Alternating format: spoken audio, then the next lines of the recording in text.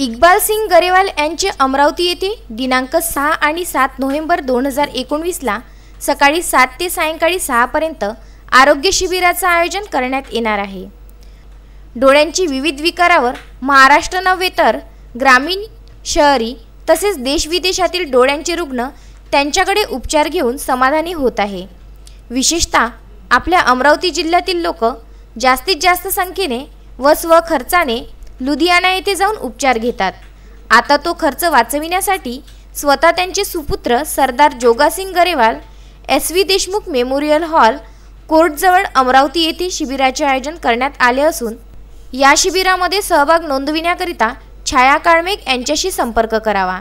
संपर्क क्रमांक 8087353561 9422837816 8087201574।